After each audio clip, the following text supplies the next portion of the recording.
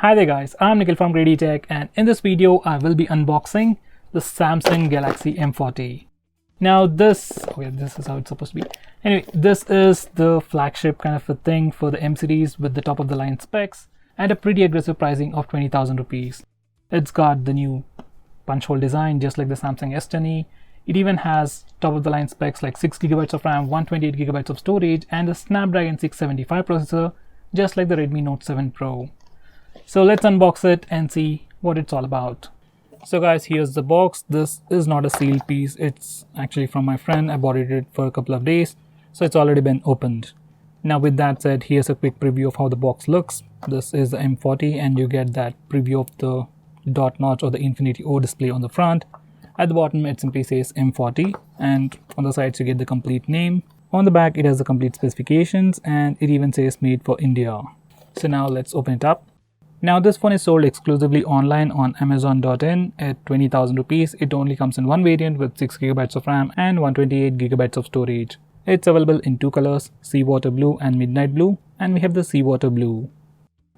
So guys, once we open it up, we find some documentation at the top. So there is no free case inside the box.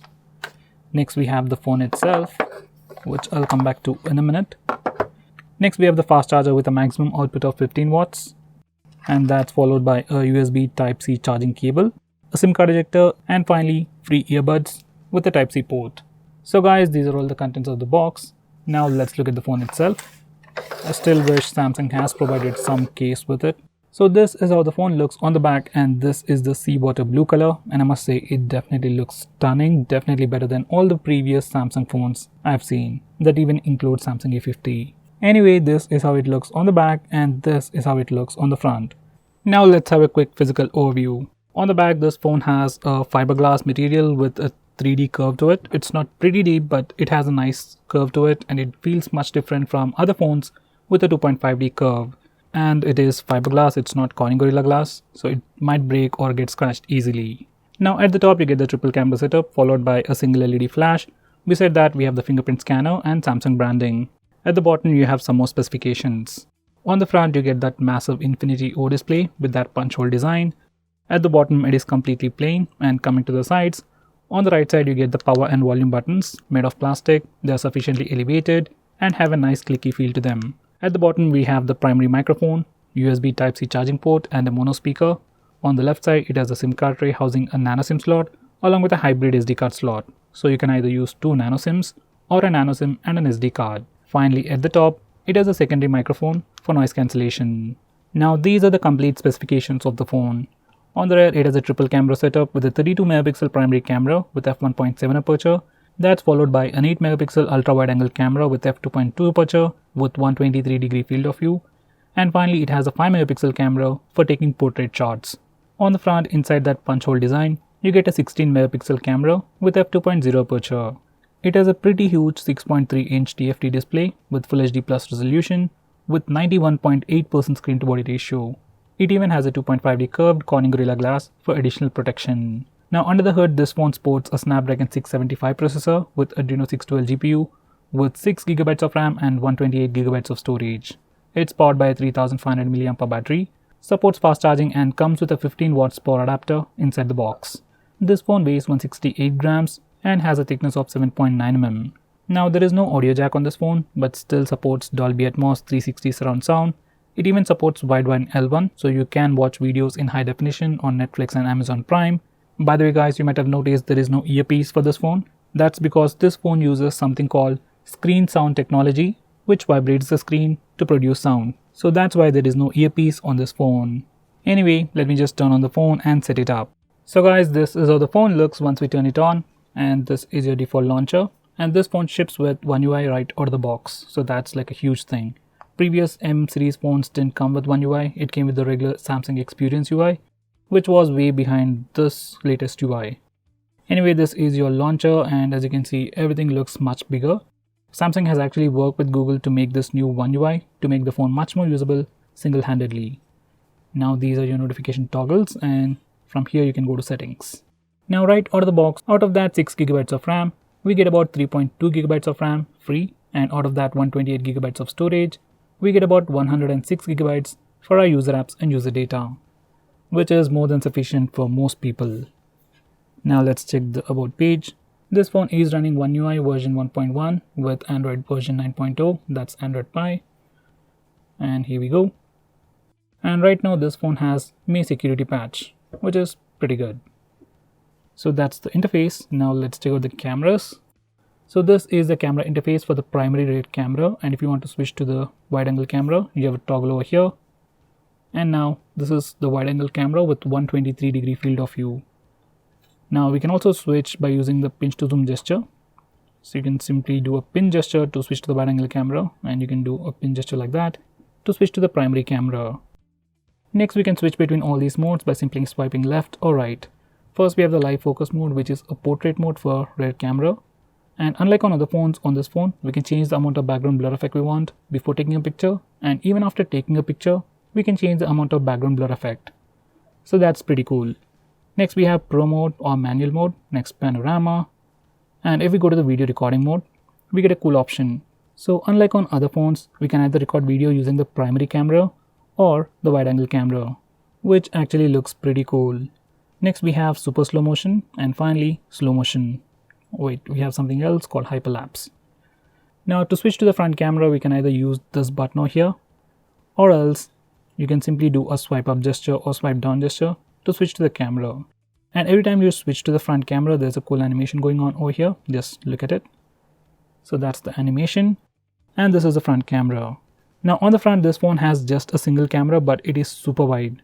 So by default, it gets cropped to give you a regular selfie. But if you want a wider selfie, you can use this toggle, and this is the wider selfie. Now this is a natively wide selfie. Next, we also have the live focus mode, that's to take portrait shots or portrait selfies using front camera. Once again, we can change the amount of background blur effect. That's cool. Now this is a regular video recording mode. Now let's switch to the front camera and take some pictures. As you can see, surprisingly capturing speeds are pretty good, even in low lighting conditions. Now these are some sample shots.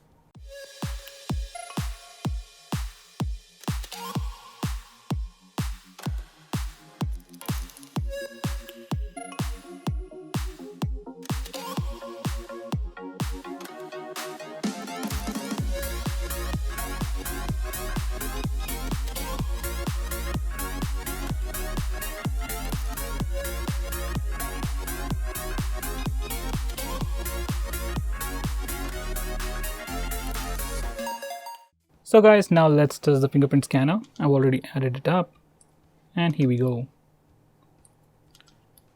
Fingerprint scanner is pretty fast, but it is taking like half a second to unlock the phone. Like, it reads the fingerprint pretty quickly, but phone takes like half a second to unlock. So that's kind of slow. It's not horrible, it's still usable. I wish it was a bit faster. Now, if you're going to use this phone without a case, you will have a hard time finding this fingerprint. It is completely flush to the back, and it is hard to trace it. Now let's test face unlock. As usual, I've already set it up, and as you can see, it is fast. Not as fast as the Oppo, Vivo phones, not even as fast as the Redmi phones, but still usable. Now let's try it in low lighting conditions. Even in low lighting conditions, it works, and it is kind of fast. So guys, now I'll just give you a quick walkthrough of this new One UI. So this is your notification area, and this phone comes with night mode, which actually looks pretty cool like this. Next, we also have gestures. So if you don't like these buttons, we can switch to the navigation gestures from display settings. So just enable full screen gestures, and now you can swipe from the right side to go back, swipe from the center to go home, and swipe from the left side for recent apps. It's just another way to use your phone. Next, you also get digital well-being from Google, which tracks everything that you do on your phone and gives you some useful insights. We also have wind down, which can help you sleep quicker at night. So once you enable this feature, you can make your screen go grayscale and enable do not disturb mode automatically. You can schedule it to turn on automatically and help you sleep faster at night. Personally, I love this feature. Now, before I conclude, these are the Antutu and Geekbench scores. So guys, this is the Samsung Galaxy M40. Now, in my initial testing, I must say, phone feels pretty comfortable to hold, and it's great for single-handed usage. It doesn't feel heavy either. And I've tested that screen sound technology, it works. and especially the back part kind of vibrates. It might be annoying, especially if you don't use the case.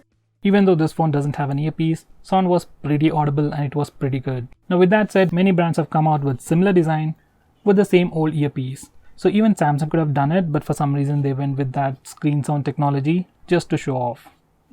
Practically, I don't see any use to it, and it isn't any better than your regular earphone. In fact, it can be quite annoying and quite loud. So instead of that screen sound technology, Samsung could have done something better.